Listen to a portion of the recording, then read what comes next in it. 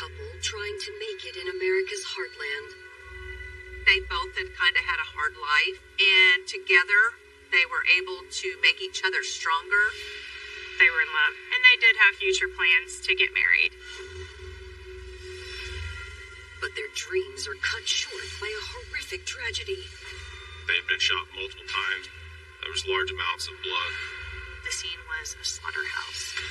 The investigation will force police to revisit atrocities from the past. Southern Illinois was one of the locations for the railroad killer. The community instantly was on alert. The search for a suspect will lead detectives on a cross-country manhunt and reveal a darker truth, one culminating in the greatest act of betrayal from a friend in need.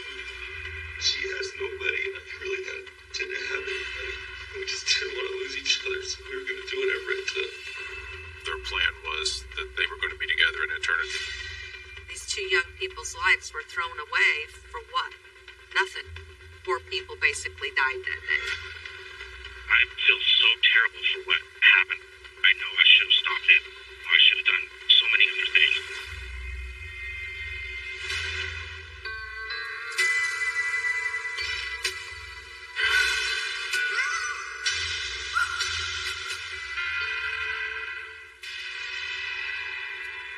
West Frankfort, Illinois is a quiet town where residents value their slower pace of life.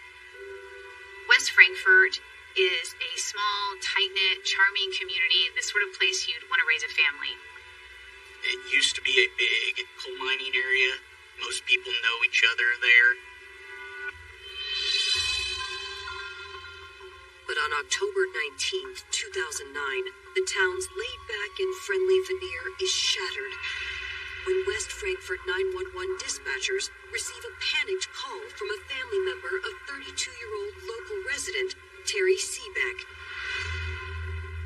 Terry's aunt called to report that she had spoken with Terry on the evening of the 18th and was unable to get in contact with her on the 19th. She had learned from Terry's employer that she did not show up for work that day. Terry's aunt tells dispatchers that Terry's live-in girlfriend, 28-year-old Candace Majors, isn't responding to phone calls either. Candace and Terry are living in Terry's aunt's property. So when they don't respond to her phone calls, she grabs a spare key and heads to the house to see what was going on. When she approached the house, she noticed there was blood on the storm door. And she notices that the doorknob is covered in blood.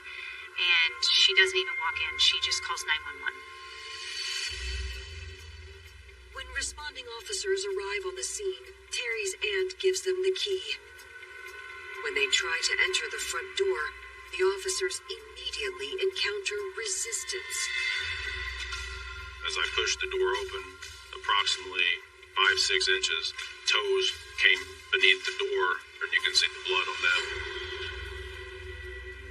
I was able to push the door open a little further to where I could squeeze my upper torso in and look, and I could see full body laid out perpendicular to the front door. The scene was a slaughterhouse. An officer observed a female body that obviously had been shot multiple times, some 4 to 5 times at least.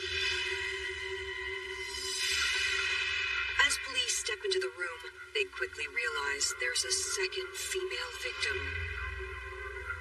She was crumpled between the couch and the coffee table of the residence. There was large amounts of blood in the carpeting and on the coffee table itself. Police identify the victims as Terry Seebeck and Candace Majors. And we knew who resided there and who to expect to be inside of that house. Terry's aunt was on scene as we came out of the residence, and I think she saw my face when I came out. As homicide detectives are called in, questions remain. Who killed this seemingly loving couple? And why?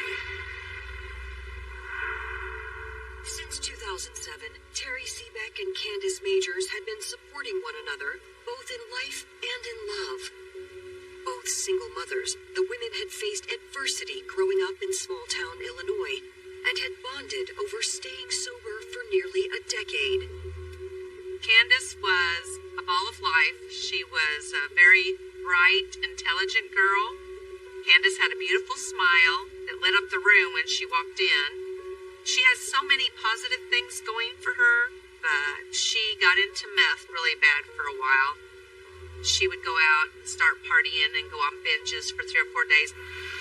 She would keep a job, lose a job, get another job, kind of just like dead-end jobs. Just really wasn't going anywhere in her life with it.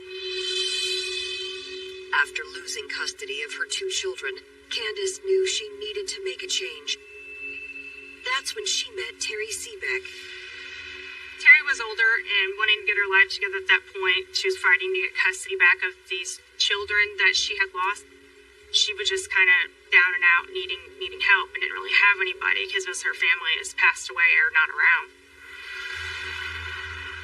When Candace and Terry were introduced by mutual friends, they found a kindred spirit in one another. I think they needed each other just because they both had issues with like past drug addictions, trauma. They both wanted to get on a better path and do good for their kids and get that love back that they lost. They both had kind of had a hard life, and I think they found a mutual bond with each other. Together, they were able to make each other stronger. They 100% like held each other accountable to always stay clean at that point.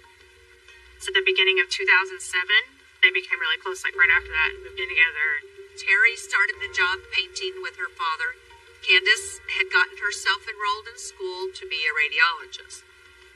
She had had a job previously working in a nursing home, and she found that she loved that and that the residents of the home loved Candace. And that kind of inspired her to want to do something in some type of health care or to help people. Candace and Terry had talked to me on many occasions about, how much in love they were, and they did have future plans to get married. But now the couple has been found shot to death inside their home, and West Frankfort homicide detectives must determine what happened. There is 2 women, one of which is laying face down right by the front door. Multiple gunshot wounds to both of the women's head and torso. Terry was shot through her left eye. There were shell casings all over the place. We knew with the gun that we were looking for a .22 auto, or semi-auto pistol, because of the way that the brass was ejected into the residence of the house after firing. Detectives are unable to find a gun in the house, ruling out the theory that it may have been a murder-suicide. The blood on the front door, on the storm door, on the inside of the exterior door, when you see that, there was a struggle. Somebody was fighting to get in or get out. It wasn't a case of somebody sat down and committed suicide. I've worked multiple homicide cases, but the injuries to Candace and Terry are the worst that I've ever seen. Coming up, clues from the crime scene point police toward a serial killer from the past. There had been a railroad killer that terrorized the area, jumping from rail car to rail car and murdering people. And the search for the truth will expose conflict within the victim's home. He did become kind of obsessed with her. It was, I will do anything for this person, for them to love me.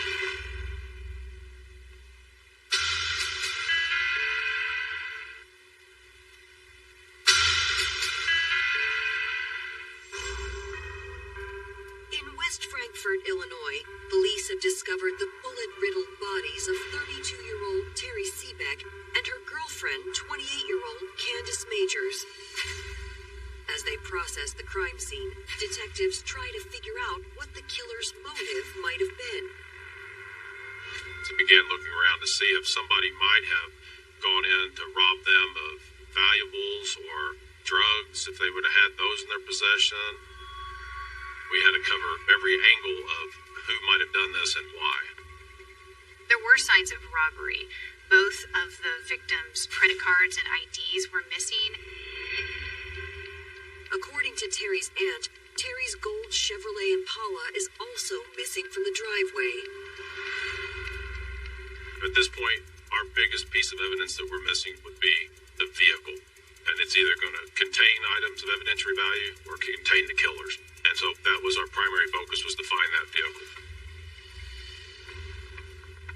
I instructed one of my investigators to start contacting gas stations, starting with the ones that would have been open in the late hours. If Terry's car was not full of gas and they were planning on fleeing the area and they needed fuel, let's check and see if they did. While police track down surveillance footage, detectives dig deeper into the crime scene and find problems with the robbery theory. The house didn't seem to be ransacked. It didn't look like people had really torn it completely apart, like they were searching for a specific item or items of value. There was a stack of cash in the other room that was seemingly untouched, and there was some expensive jewelry that was left alone as well. There were no signs of forced entry into this home, which led investigators to believe that Candace and Terry left it in. Detectives conclude that Candace and Terry likely knew the killer. The evidence of overkill suggests a deeply personal crime. They'd been shot multiple times, and we found 5 rounds. They must have had a jam in the gun to clear that reload.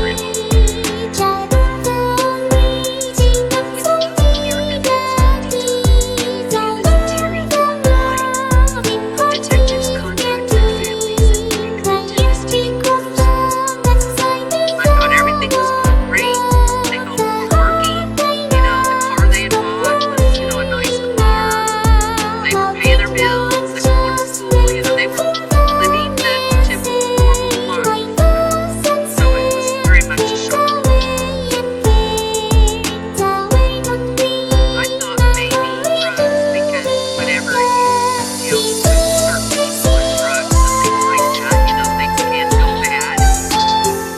Anytime you're involved in drug activity, you're going to have some shady connections. So I think that's where most people's minds lead to first, is that maybe this was the drug deal gone wrong. Maybe someone with gang revenge or something a long time ago, or like something they owed money to, and it was finally coming back to them. And unfortunately, that's the first thing I thought would happen.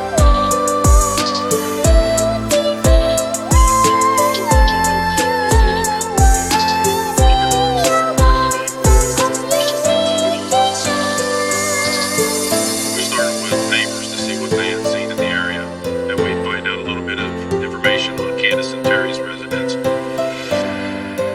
While no one can offer any concrete information to support the drug theory, detectives do find a witness who offers a chilling tip. One of the neighbors had seen a male subject in the area of the residence of Terry and Candace's house on the railroad tracks on the 19th.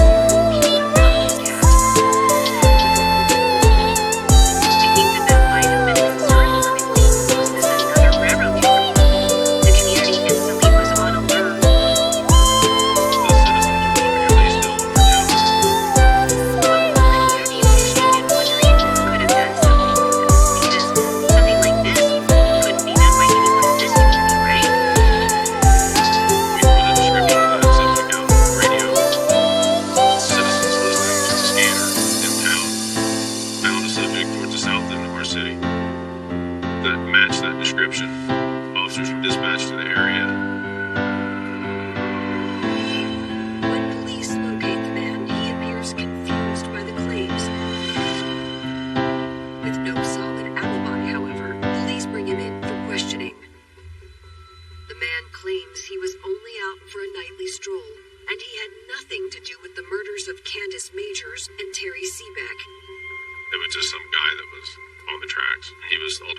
ruled out as having any involvement in this crime.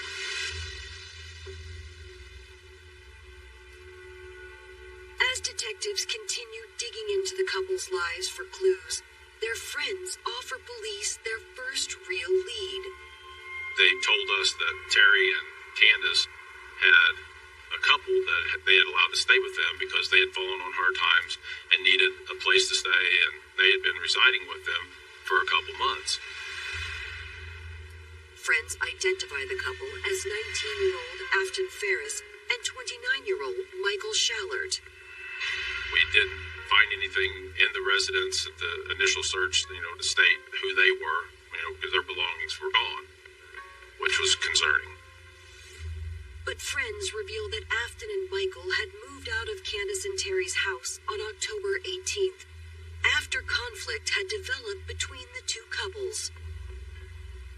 Afton and Michael Schaller had been accused of stealing from Terry Seaback and Candace Majors, and then they were asked to leave. As police put out an APB for Afton Ferris and Michael Schaller, a witness comes forward to report another crime. We had a subject that came forward and contacted the police department to say that Mike and Afton had been at his residence on the evening of the 18th. They had left after he had gone to sleep, and when he awoke, he realized that a .22 pistol was missing from his house. Detectives realize it's the same caliber of weapon that was used in the murders of Candace and Terry. Then when we learned that the gun was missing from there and Michael and Afton had been there the night before the murders, I wasn't wasting any more resources, looking anywhere else. Coming up, police face a race against the clock to track down their suspects before it's too late. The vehicle left the gas station, headed towards the interstate, so we were certain that they had fled our jurisdiction.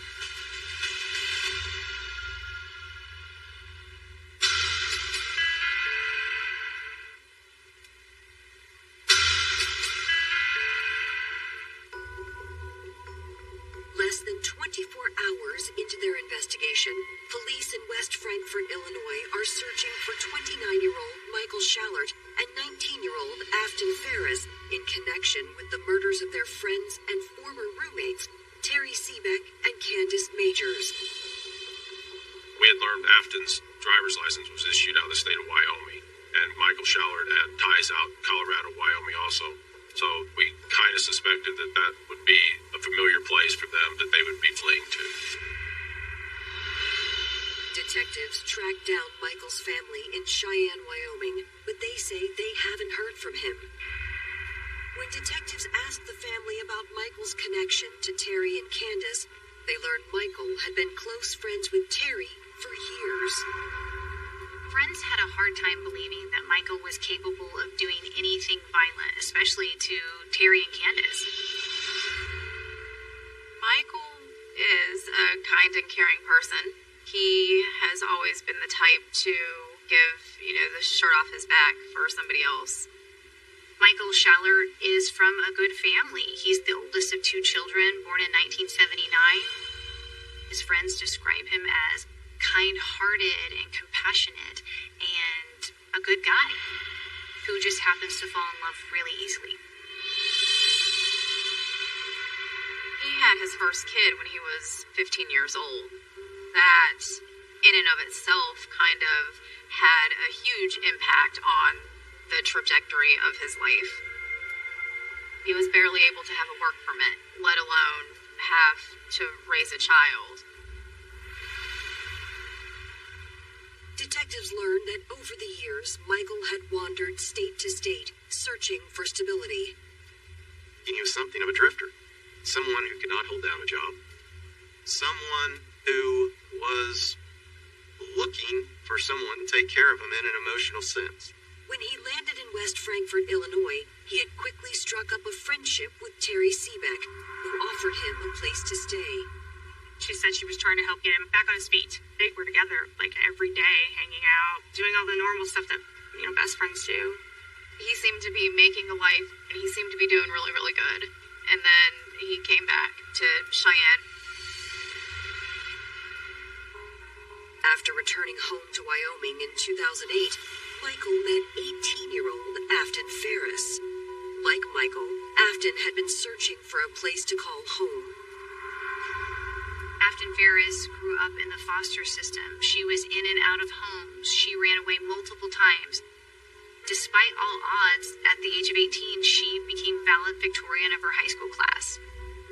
But unfortunately, after she graduated, she was unable to keep a steady job and was unable to keep a home. Michael met Afton when she was homeless. She had been kind of going to bars and stuff. Michael found out that she was homeless and couch surfing, and he immediately offers to take her in, and that's how the two start their romance. Schaller was incredibly nurturing towards Afton Ferris. He displayed what appeared to be very sincere motives on his part. He did become kind of obsessed, with Afton. It wasn't necessarily an obsession like a crazy obsession. It was, I will do anything for this person, for them to love me. When Michael asked me if him and Afton could stay at my house, I told him no. I had just had a kid, and he was not even a year old yet. I'm not going to allow some girl that I didn't even know to stay in my house. An angered Michael decides to move to West Frankfort, where he had been happy and has a strong group of friends. One of those friends happens to be Terry Seebeck. Terry welcomed her old friend and his new girlfriend into her and Candace Major's home.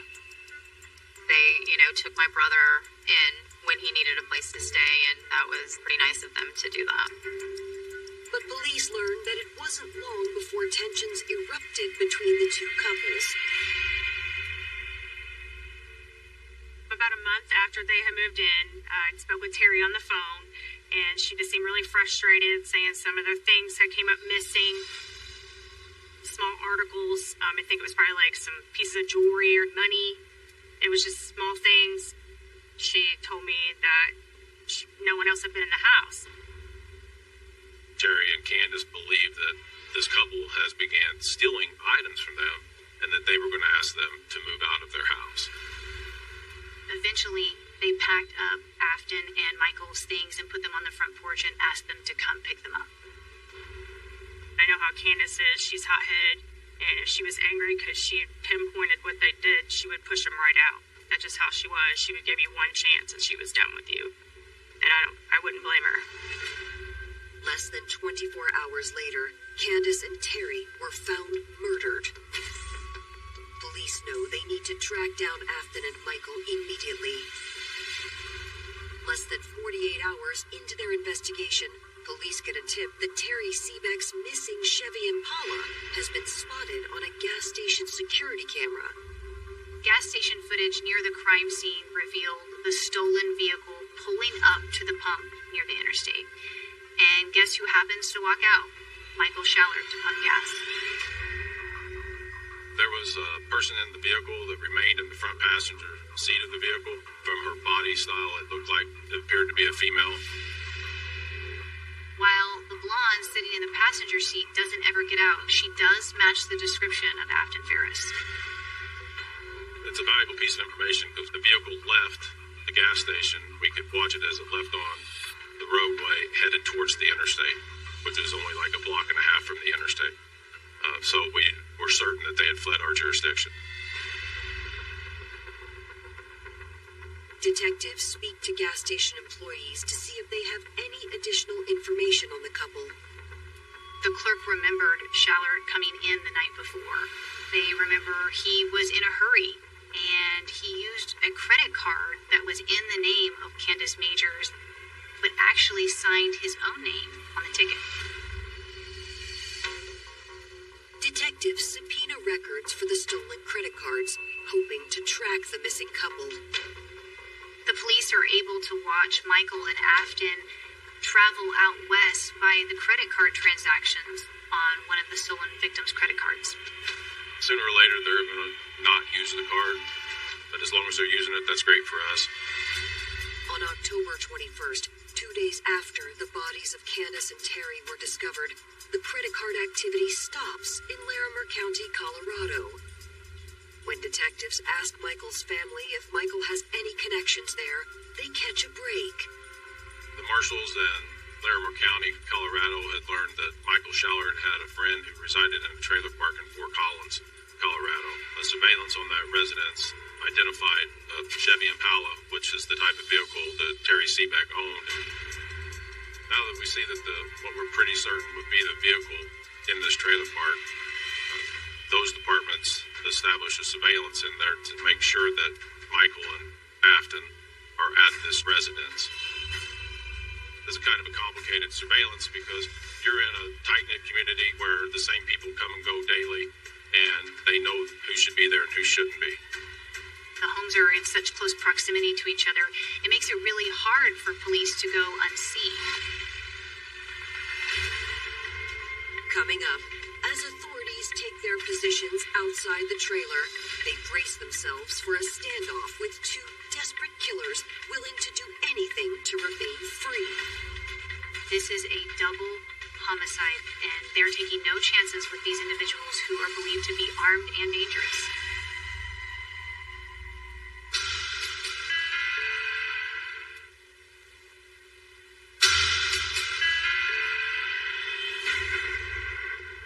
Authorities have tracked suspected killers Michael Schaller and Afton Ferris to Larimer County, Colorado. After staking out the trailer park, police visually identify their targets 2 days after Candace Majors and Terry Seebeck were discovered murdered. The surveillance team was able to recognize Afton come out of the residence, go to Terry's vehicle along with Michael, and remove items from the vehicle and place them in a trash bag. Michael then took the trash bag over and placed it in a trash receptacle outside of the trailer. That's when the police orchestrated the takedown.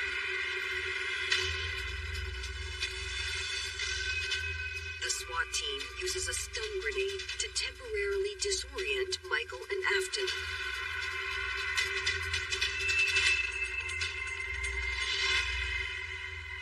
They made their approach and took both of them into custody. While Afton and Michael are transported to the local station for questioning, law enforcement conducts a search of the premises and Terry Seebeck's vehicle. During the execution of the search warrant in the trash bag, they located bloody clothing that had been worn by Afton Ferris. They also find the remaining stolen credit cards along with both Candace's and Terry's ID.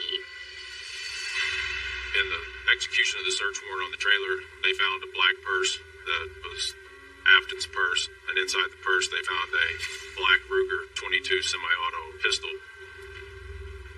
This was the same weapon that had been reported stolen to our police department. In the car, they find a handwritten poem by Afton, seemingly to describe the crime and their life on the run as criminals. The poem was titled Bullets and Wheat. They find two more handwritten letters from Afton that seem to be suicide notes.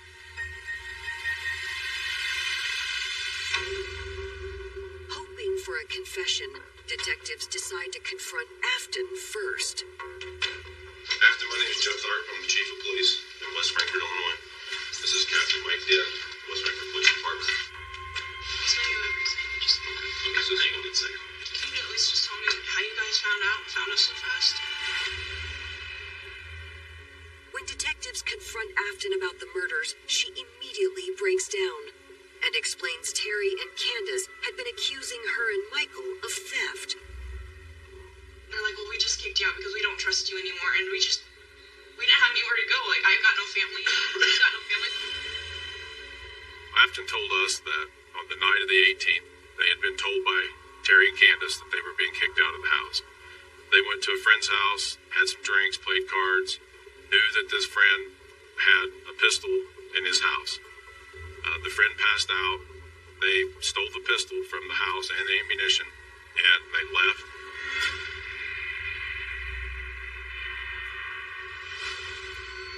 According to Afton, she and Michael walked the few miles back to Terry and Candace's house while they devised a plan to rob the women and flee. They quickly quickly realized it wasn't that simple. We didn't have any other choice. Any other choice than what? Doing that and getting a car and leaving. To go in and killing them and getting what you could and taking their car, that was the only option that you guys The only left. option we had. Afton admits when they arrived, they convinced the women they wanted to make amends. And we asked her, can we come inside, to apologize? And we were sitting there, and Terry was sitting next to me on the couch. Just the four of you in the house. Yeah, right now. there's a couch right here, and Candace was sitting on this couch right here, and I was sitting next to Terry on this couch, and Michael was sitting on the chair. And they were telling us how we were stealing and stuff, and how they went to our room and found the CDs, and it was so trashed in there. Michael went in the room saying, well, I need to go and see if there's anything else. And he came back out, and Candace was bitching. He's like, you know what, motherfucker, and he shot her. And she went backwards, and then he shot Terry, and she hit the coffee table. Afton stated that she noticed Candace was at the door and was using her cell phone to call the sheriff's department. Afton said she grabbed a hold of Candace and drug her back into the residence, and Michael shot her some more.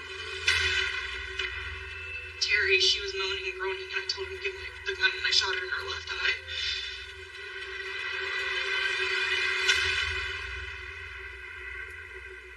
With both women now dead, they take the women's IDs, their credit cards, a small amount of cash, some cigarettes, and they hit the road.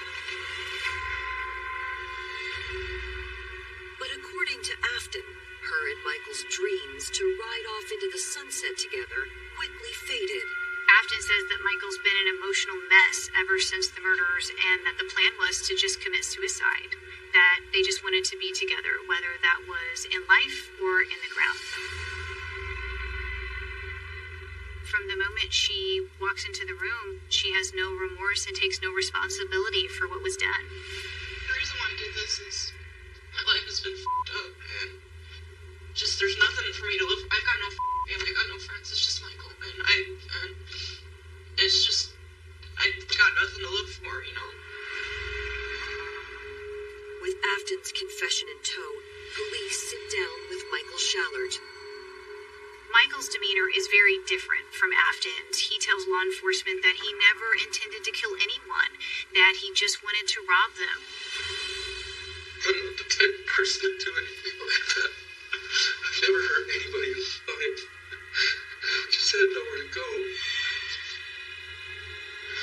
Trying to avoid people flying. We just walked in and she started blaming Afton for stealing some CDs. And me for a tank top shirt. And I just couldn't take it no more, and I hit that gun. I just pulled the trigger. I don't even know how many times. And it got jammed. And Afton told me to load it. I reloaded it. And she shot a couple times.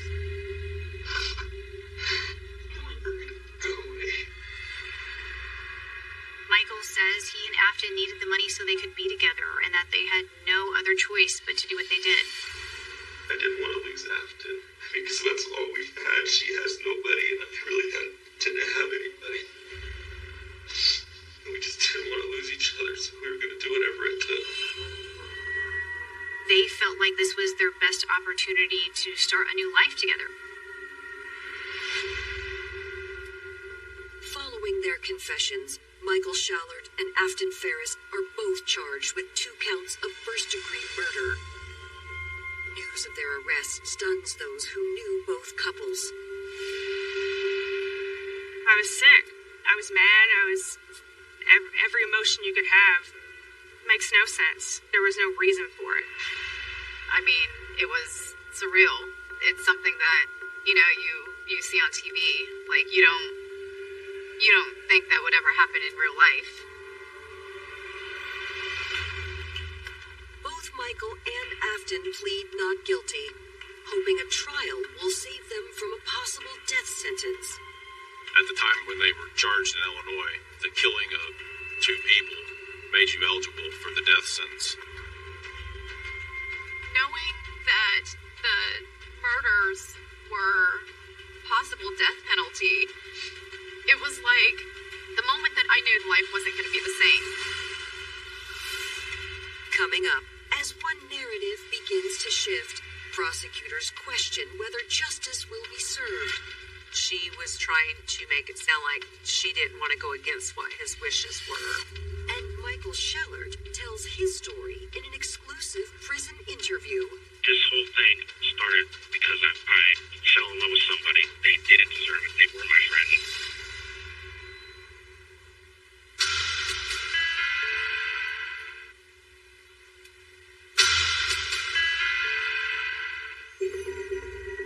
In West Frankfort, Illinois, Michael Schaller and Afton Ferris are awaiting trial for the double murder of their friends and former roommates, Terry Seebeck and Candace Majors. Then, in 2011, just before their trials are set to begin, the unexpected happens. As they awaited trial, the state of Illinois' governor had imposed a moratorium on capital punishment. Governor Pat Quinn actually makes the death penalty illegal. With the threat of the death penalty off the table, Michael tells his attorney he wants to plead guilty and avoid the trial.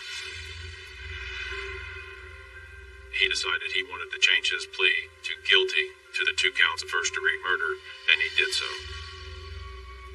Nobody knew that he was going to go in there and just plead guilty. But his reasoning for doing that was so that the victim's family didn't have to go through any more than what they had already been through. So, I mean, he was showing remorse, at least, like I would think human beings would. At the end of the day, Michael Schaller was sentenced to life in prison.